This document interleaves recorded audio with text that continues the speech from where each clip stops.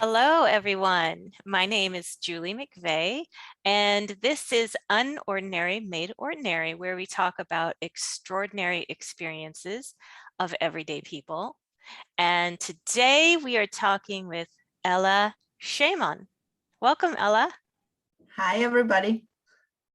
Thank you so much for, for hanging out and sharing your experiences with me. I know it's late there. You are in far off Israel, right? Yep, definitely. Yes. Yes. Maybe you could just tell us a little bit about yourself. Who is Ella? Yeah, gladly. So I'm actually a vet doctor, and I've been asking myself through my whole life, as I remember myself, some questions like I knew there is something more about it, not just this physical, but something more about it. But I've been raised in a regular family. No one talks about it, and no one. If you ask too many questions, they just raise. They just do not know what to do with it. So I learned not to ask too much, but I always read books and always searched. And in the meanwhile, just lived my life, education and stuff. In Israel, we also have army for 2 years for women and 3 years for men. So I did my service in the army also, and then started my education.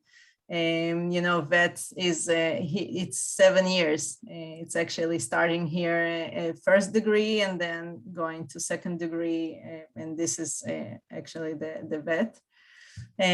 So I did all that, and after I finalized my studies in my education, I got a family. And then, kids, what they do, they just take your life and change it upside down. And so I thought to myself, I'm a vet doctor of horses, since I loved horses since I know myself.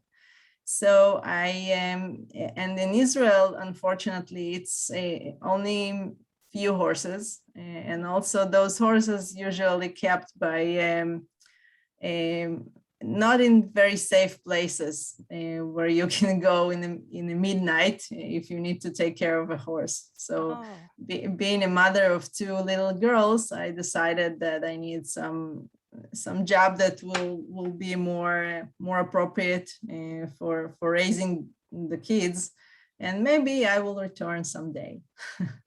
So I did some course taking about the quality and regulation of medical devices, since I'm in medical field anyway. So I took something not really off. And then I started to look for a job.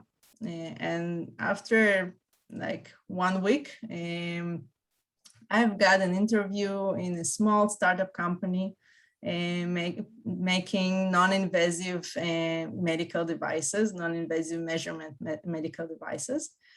And I entered the interview, and there was a guy sitting, and he just a busy CEO of a small startup.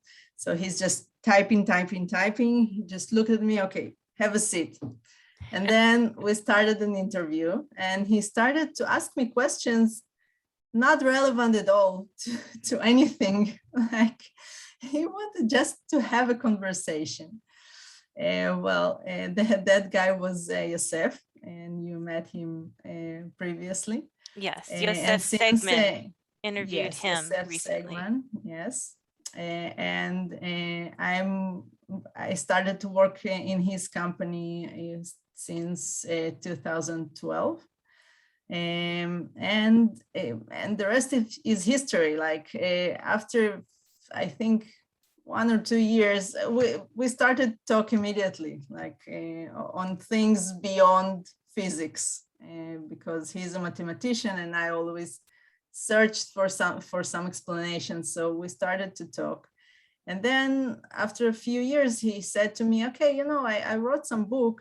I never did with it anything, but maybe you will enjoy it. And then I got his book and I started to read, and I started to being a good student. I started to mark sentences and stuff that I didn't understand.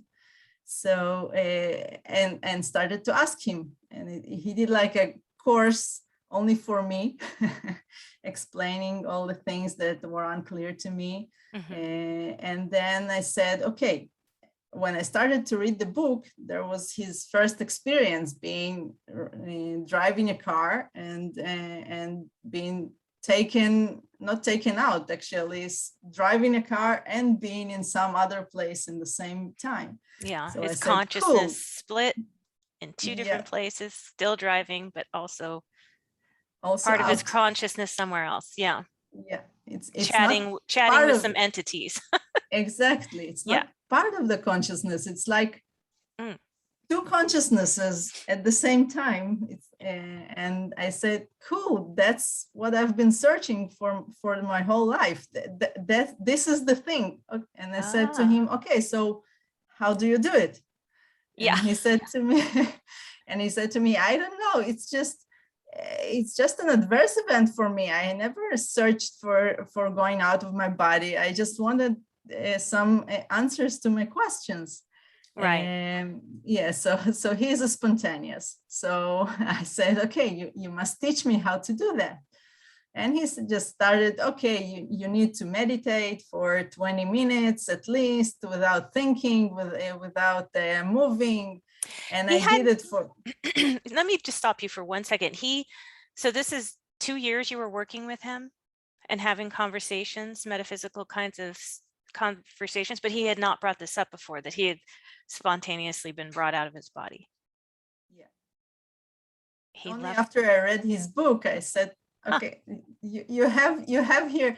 Yeah, he's just like, it's really been like an adverse event for him being out of body. He never thought of going out of body. He never reaches that. He just wanted answers to his questions, and Right. that was the way that those answers got to him. Right. But I wanted the adverse event he got. I wanted to get out of body. Wait, now, had you heard about going out of body before this? No. Oh. No. Okay. I just knew there's something I was searching for, and I didn't know something beyond what the it was. physical. Yeah. And then when I read his experience, I said, that's what I've been searching for. That's what I want. So how do I do it?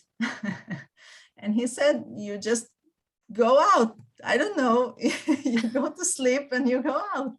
So I tried that. I tried meditations. I tried everything. And being also busy with work, so it was not so much time left for that training.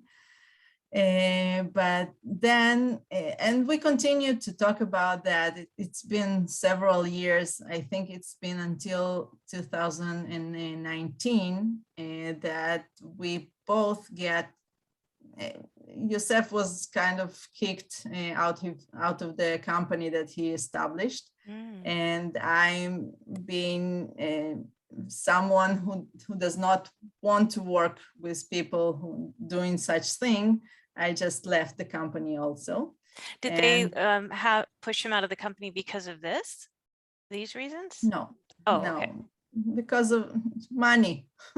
Oh, okay. You know, people, physical and typical people who is driven by money and only money and nothing else.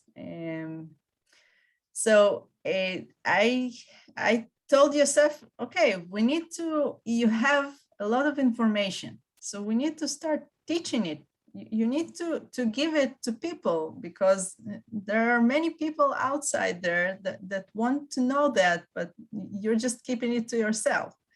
So being with that free time that we got, we decided to establish like a project and start giving that knowledge to people. We did it like not for money, and we didn't ask for money, for payment. We just said, come, we will teach you. And Yosef taught all the theory.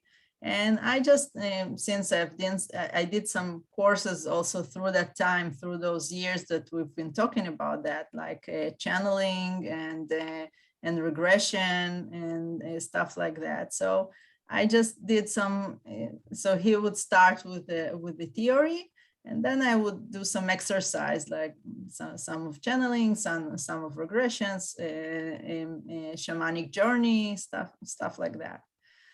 And during that year, that first year, it's been 2020, the COVID year, and all the stuff that it's happening around the world. I just got serious about the out-of-body experiences. I said, I must achieve that. No matter what, I must achieve that. So I started to go into Facebook, into all of the groups for the out-of-body experiences, and I started to read a lot of books. In Israel, this is not so popular. I still do not know why. I think it's kind of a religious thing, because most of the religions, they look on the out-of-body experiences like something forbidden or something not good. Right. So when I talked to people during the years, I said, each course I took, and they would ask, why are you here? And I would say, I want to experience an out-of-body experience. They would say, why? It's dangerous. Why would you like to do that? And stuff like that. And so after that, I discovered that there are many teachers and many books and many stuff outside of Israel, mainly in the United States, and also in other places all over the world. So I started to read the books. I started to read all of the stuff that there is. And I tried to train myself. So I started, like usually people start. I started in the evening before sleep. I started to try to get myself out of the body when I'm tired and I have no power, but I'm trying to keep awake for 1 hour until something happens. And I bought the Gateway experience from the Monroe Institute. It is great. I loved it, but it eventually didn't get me out of the body. And after around 1 year that I've been trying everything, I heard about Michael Raduga. And Michael Raduga? Yeah. And I saw his seminar. And I said to myself, okay, this is like the last chance, because I've tried everything else. And so let's try that. Although it sounds really really peculiar to me to get out, in the middle of the night, to get up and then move to some place, to some other place, and try to get to sleep while I'm thinking about out of body. It just doesn't seem right to me, but I said, let's try. And the first I tried, I succeeded. And since then, it was 1 year ago. And since then, I'm regularly getting out of body, and I have like 2 or 3 experiences per week. And it's really nice. Yes. So do you want to give some detail to the technique you use? I think it sounds like the wake back to bed method. What some might know is that technique. Yes. Would you mind just briefly describing, exactly what you do? Okay. Like how many times a week do you try, and etc.? I usually try 2 to 3 times a week. This is what Raduga suggests, because otherwise you get too tired, and then you get your motivation to exercise. So I usually do 1 time during the week and 2 times during the weekend. Then I have the free time in the morning to have the exercise. So actually the technique itself is you need to sleep enough, but not enough that you are already have enough sleep for your day. So usually for regular people, it's six hours. So you go to sleep and you put an clock for 6 hours after you go to sleep. And then you wake up, you move. Usually it is not good to exercise in your bed. Usually you should move to other place. And you also have the connotation to that place to your exercise, to getting out of body. And then you have an action plan, and you get back to sleep. Actually, How long do you stay awake? How many minutes do you stay awake before going back to bed? It's really dependent on if I'm tired or if I'm not tired. Because if I'm tired, I'm gonna stay up longer. If I'm not tired, I'm gonna stay up like 10 minutes and then go back to sleep. Okay. If I'm tired, it can take like 20-25 minutes until I feel that I'm awakened enough, but not too awake. Okay. It's like a middle zone. And you go back to bed with a different plan of action every week or every month, or until I succeed. Okay, Or so until until I just give up on something and I said to myself, I'll go back to that afterwards, and I just change. Would you mind giving? I was going to ask you. Yes. The plan of action need to be something that you really want to do. So if you're frustrated from your plan, then you will not succeed. So I usually keep my plan to give me motivation to get out. And Right. so I do nice things. I flew with the dragon. I visited my grandpa who is passed away, stuff like that. I also changed the weather.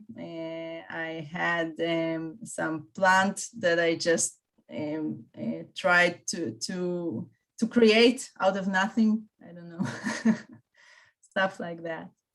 And then I go back to sleep with an intention that next time that I'm gonna get up, I'm gonna wake up, and then I'm gonna try to do the techniques and get out. Not try, I'm gonna get out. Right. Intention. Yes. And usually the next time I'm waking up, I'm trying as fast as possible to see myself at the mirror. And if that does not succeed within a few seconds, I'm trying to roll up or fly. And this is the separation techniques. And usually that's what works for me. Usually either the mirror or the rolling out of the body, usually that's what works.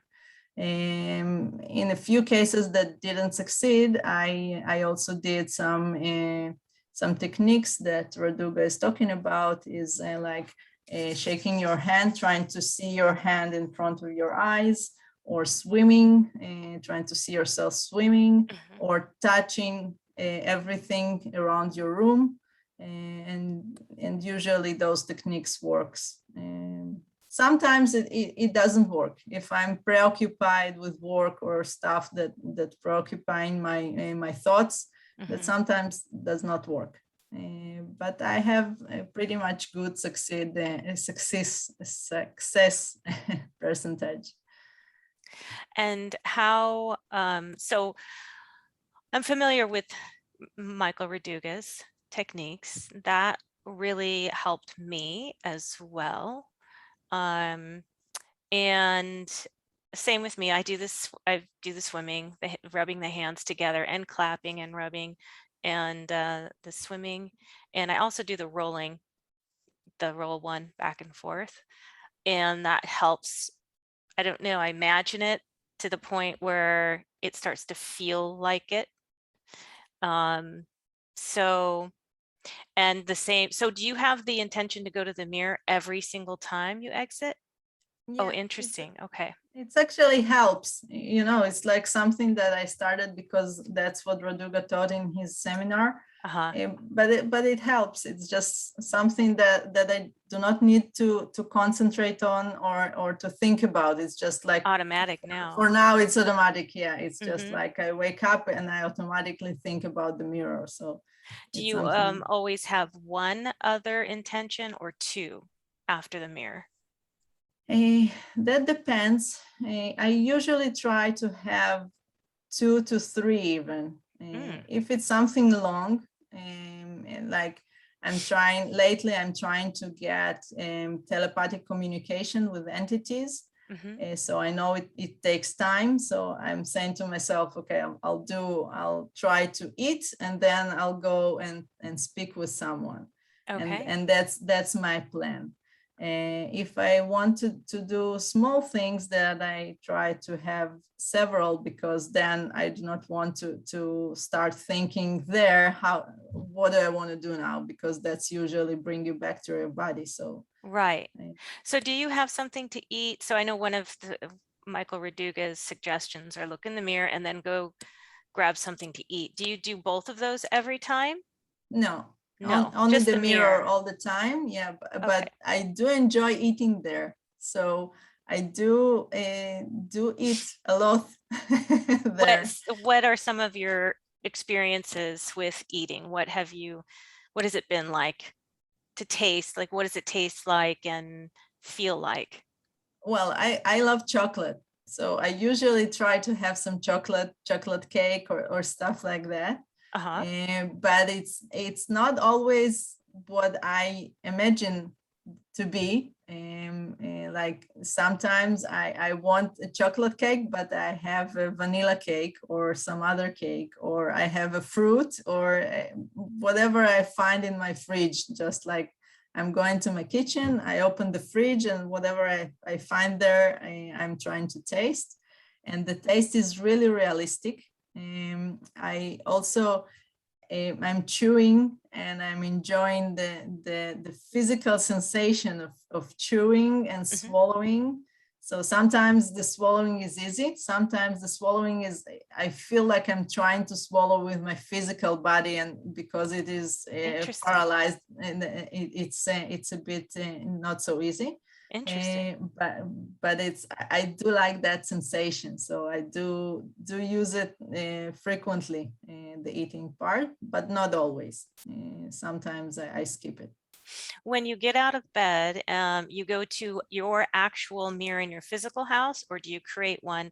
And same question with the refrigerator. Is it your physical, where your physical refrigerator would be, and is it like your refrigerator in the physical, if that makes sense? Yeah, it's I think most of my experiences have been in my actual physical house, with my actual physical refrigerator and my actual physical mirror. I think maybe 2 or 3 experiences were that I have. It's more like when I get out through a dream. And then sometimes I find myself already not in my house, already in some other place, and I do not want to go back to my house and then do all the plan. I just start to do the plan from the dream on. And when you Uh, roll out of body, you said it feels very physical, realistic, yeah. solid, etc. Definitely. I sometimes laugh at myself during the experience itself, because I said to myself, okay, it feels so physical that I might find myself just on the floor with my physical body Hmm. because it feels so physical. It feels like I'm rolling with my physical body. Yeah. But today I already know the sensation, so I know to distinguish between real physical movement and between this movement. I just continue, and I know that I'm gonna get out. What are the sensations, or do you get sensations before you roll out of body that are signposts that, okay, I can get out of body now? Do you have vibrations No, or no, sinking or floating-ish? No, nothing. no. No, nothing. I tried to get vibrations. I think that was what delayed me for like half a year before I get my first experience, because everybody talk about the vibrational state. So I knew that I need to have vibrations before I get out. So I was so concentrated on getting vibrations that I concentrated on my physical body, and that's what didn't get me out. And then Right.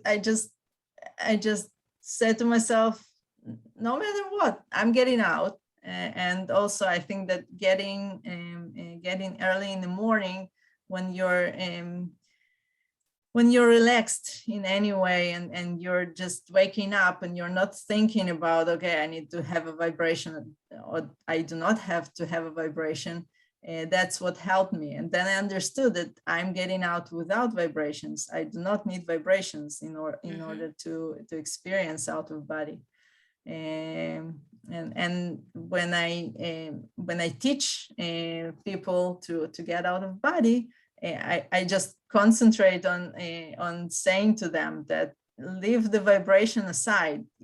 If you will get vibrations, just know that they can happen, but don't concentrate on that, because many people get out also without vibrations. How can I ask you, so you're in your house, and before you go off to one of your, your next main intention, have you ever tried to just float or fly up in your house, Yeah, around your yeah, house but or around your neighborhood? I usually get bored from my house pretty quickly, so I usually take off and go through the roof, or through any of the doors or the windows, whatever comes first. And then, yeah, I do fly a lot. I like that. So I usually get from place to place by flying. And my daughters, they know that I'm exercising, and when I'm exercising, so they ask me usually in the morning, so you succeeded, so you fly today, or you're not. So, Do you fly and around it's the neighborhood or around the planet to another planet, or do you go immediately into different astral realms, different dimensions? I usually go directly to other realms. I tried several times to get to other planets in our surrounding, but I haven't succeeded somehow. I don't know, because maybe because I have doubts that I can't do that. I don't know, but every time I tried, I just get back to my body. So eventually I said to myself, okay, when I'm gonna be more experienced and less doubtful, maybe I'll try that again. But for now, I just go directly to other realms and just say, okay, I want to experience some other place. Let's go there. And then I usually do it through a portal. It Oh, is easier for me to see a portal, whether it's a tree or some portal that I imagine to myself that is there, and I just go through that portal and I go to other places. how long are you generally out before coming back to body, would you say? I think usually my experiences are like 10 to 15 minutes. If I need to estimate, because I actually do not know. Sometimes they seem like very long, but then when I'm awake, I see that it's only one cycle of sleeping. So, and one cycle of sleeping is like 40 minutes in the morning. And I do not think that it's happened right away as I fell asleep. So it's I when I estimate, it's like 10 or 15 minutes, I would say. So can you share maybe one or two of your more profound or unusual experiences that stand out Eh, to you? Um, And have you met one of your guides? Really, very curious about that or more. I actually asked to meet my guides, and every time that I asked to meet my guides, one of my girls showed up. So eventually I've been angry at first to say, but why? I want to meet my guides. And then I talked to Yosef, and actually Yosef said, but maybe one of your girls is just your guide that is actually with you here in physical, and also Oh, your guide in the metaphysical. So, oh, and interesting. I haven't heard that before. So maybe she's yeah, sleeping and astral projecting and saying, "Hey, mom, if you want yeah, some help, I know how to do it." But in the yeah. physical, she doesn't remember. No, she doesn't remember. How interesting. She's really she has like a spiritual personality, if you can say. She's really spiritual from the inside. She does not need to do anything in order to be spiritual more. So I believe it is true. So she's one of Interesting. my guides. Have you ever So tried to take her or one of your kids out of body to travel with you? yes, yes, and I think I have succeeded, but they didn't remember that. Right. And when Yeah. I we're talking about that, and I'm trying to teach them, so Hmm. sometimes they get up in the morning and they said, "Oh, I had a really vivid dream, and I remember Mm. it, and I try to change, and I try to do stuff in the dream, and I have succeeded." So I think they do succeed, but they're just enjoying their experiences. So Right. I'm not pushing that, and that's their life and their wishes. I Right. believe that they will get there. I'm giving them the basis. Sure. Yeah. Whenever they will want to use it, I believe they will do. So you have met ETs as well, did you say? Or and you're now, No, oh, you haven't. Okay. I'm trying. I'm trying. Okay. And the entities that I did meet were like more like humans, like other realms of our planet. So they were like humans. There was sometimes like a few weeks ago, I met some humans that had, instead of the hair, they had like plants. And I Mm. knew that their names are the kind of the plant that they have as a hair. Oh, So this is okay. how they identify each other. And the stuff, the interesting stuff for me is I'm an Orion star seed. So I'm Oh, trying to get to the Orion constellation, every time. I think that the dragons are from there also. So oh. my nice experiences have been with dragons. Mm. So Do you fly on the dragon as well? yeah, I rode the dragon. Yeah, it was really really fantastic Wow. experience. Wow, Yeah. that's very interesting. So okay, so but you haven't met any ETs, but you're trying to use telepathy to, you said, to with communicate. yeah, with every entity I meet, I try to speak telepathically. So Hmm. sometimes I do succeed, and sometimes I speak telepathically, and then they answer like with their mouth, and I can Oh, hear them. oh, really? So Okay. I'm still experimenting with it, and trying to see how to do it better. You, what would you say to somebody who's learning all of this? How can I tell the difference between when I'm having a lucid dream and when it's an objective out of body astral realm? Well, that's a tough question, and I've been asked that a lot. And I'll give you an answer that one of the students that we have just finished our first course teaching out of body Oh, experiences. Yeah, how long is and the and course?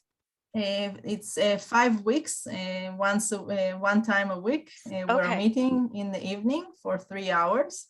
Okay. And I'm delighted to say that most of the people that attended, it was like 16 people, most of them succeeded to get out Okay. during those 5 weeks. And one of those who succeeded shared with us his experience. And then the other who did not succeed yet asked, so how do you know? How do you Right. know it's not a dream? Sure. And since the one who shared his experience, he also had an experience, an out-of-body experience during that morning and a lucid dream. Mm. He said, I do not know.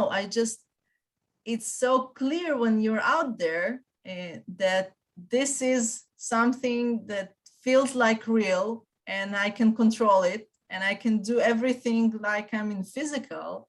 And the other one is just, although it's vivid, I'm just participating in like a movie and it's not mine and I cannot control that. So this is how he distinguished between that. It is hard to explain without feeling that. And I know that the first experience, after you have the first experience and you feel that, you know to distinguish, you know what the feeling. And it's easier to get out, I think, after you have your first experience. The hardest one is the first one because you do not know what to expect, and Right. then it's And harder. then when you do it, you're like, oh, okay, that's what they're talking about. That's Yeah. got it. Yeah, it is difficult when you don't really know what the feeling is. You've never had it before. But I'll say for me, just because I've been able to astral project, it's not necessarily something I can count on whenever I want. I'm not, you're doing really good if you're doing, you said twice a week? You get out twice Twice a or week? 3 times a week, yes. Yeah, that's a pretty good record right there. Um, so good for you. Have your thoughts about death changed now because of this or not necessarily? I always believe that there is something after death. I do love how many people call death after they experience the out-of-body experience. They call it just the final transition. So it's nice to call it like that and not just death, because we're not really dying. We're continuing our journey. And one of the things that I have as a goal for my experiences is that I know that when I have my final transition, I want to control what happens next. I do not want to have my reincarnation going on and on and on without me controlling that. Yeah. I just, if I have this opportunity to exercise it now and to know how to control that, so I do want to have that control after I have my final transition. And this is what I usually say to people that ask me, okay, so what do you do with that? So I tell there's a lot what to do with that. You can heal yourself, you can ask questions, you can just have fun. But this is one of my main goals. I know that I want to be expert in that, in that control of my consciousness. That's a great benefit. I would Yeah. think that's a good motivator for people to learn this skill is yeah, I mean, I would like to have more control over my consciousness and my choices after death rather than, Yeah. having to rely on someone else to lead me and make decisions for me. So that's interesting. I don't think I've heard that before. So thank you for sharing that. That's a really good point. You're welcome. So we are getting close to running out of time, believe it or not. It goes by fast. Um, so I want to give you a chance to share anything else that might be on your heart, any other unusual experience that you might want to share while you've been out, anything about the course that you teach, anything. I don't want, and I will be asking you also how listeners can connect with you, and I'm going to be putting all the links, of course, up in the description. Sure. I'm actually with my experiences. I have my experiences and they are thrilling, but I do not think that they will be thrilling for someone else. It's like I really wanted to have some books. Once I succeeded to get out, I wanted to have some books like Monroe books talking about experiences of Yeah. other people.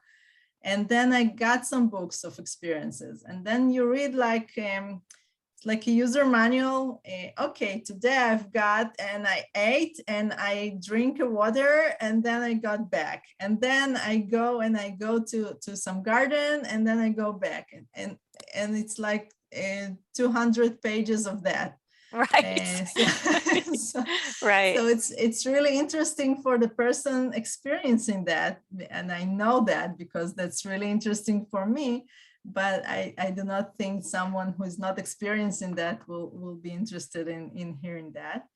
And but I do recommend everyone to experience this, and I think it's eventually, if you have the right techniques, it's not so hard to get there. And I have also I joined some groups and some courses, like internet courses, and then we had some groups, and I was always like an expert for Raduga techniques. So some of the people just turned to me and said to me, okay, so can you teach us? Because it sounds like it's the easiest way. And Yeah. then I explained to them, and we had some follow-up sessions, like chatting, really chatting over Telegram or WhatsApp, and most of them have succeeded. So it's really not so hard, and all you need to have is just like your intention and really want that. Because if you're not wanting that with all your heart, and that would be hard to get out there. But if you really want that, and you have some techniques, you will be getting out. Yeah, I agree. And I'm really excited for you. I didn't realize you just did your first course. I thought you had been teaching it a little bit longer. So this is exciting. And No. when are you doing the next 5 weeks, another round of So course? we have, it's a frontal course. We have been teaching for 1 year, but the course from Yosef, for the theory of Yosef, what he got. I didn't feel confident to teach people until now, because Right. it's been like 1 year for me, and I said to Right. myself, who am I to teach that? But then people just started to ask me and started to ask for a course, and then I said, okay, so let's do a course dedicated for teaching out of body experiences. And that was our first course dedicated for that issue, and that was great. And we have the next course fully booked. It's Oh, gonna be okay. it's gonna be in February, and it's fully booked. Okay. Those are frontal courses. But really, if anybody has any questions or wants some guidance, and I can help or guide, that can be great. And we can get in contact via our emails or via website, and you have those, so we can share. And what is your website? Again, I'll put it up, but just for those who are only listening, doing the audio and not Okay, going to have so the links. our project is called Void to Life, and like void and then number 2 life. And then you can put the www.voidtolife.com. It's our website, and we have an English one. We also have one digital course talking about Yosef's theory, which is in English. We just started with that, so it's like it's sometimes funny hearing ourselves speaking in English and teaching in English. But whoever wants, and again, it can be like chatting, and just some guidance to speed up the techniques and getting out. I really like to hear the experiences, at least the first experiences. I always love to have that message that I have succeeded.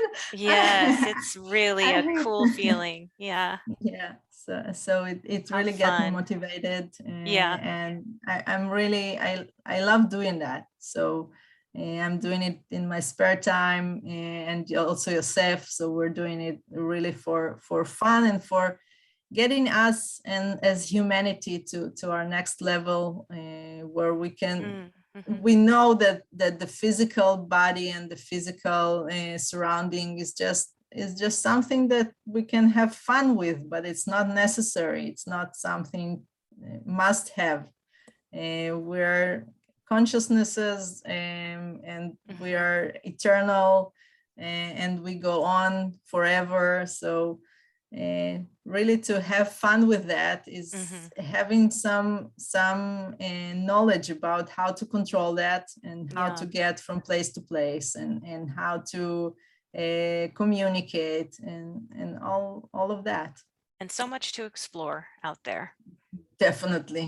It's It's like when you only start to get out, you say to yourself, well, I succeeded, it's my first time, yay. And then you understand how much you need to explore now, and then when you yeah. explore, you understand how much more you have to explore. So it's a never-ending story. Yes. Gosh, thank you so much. So Void to Life is Yeah. the website. Yes. Yosef Segman he does the theory, classes on theory, and you're Yes. having fun with these practical, Out I of, guess you would call them practical courses. yeah. So Yeah. cool. Thank you so much, Ella, for hanging out and Thank sharing with me. I'm so excited for you and Yosef and for everything that you're doing for everyone. thank Um, you.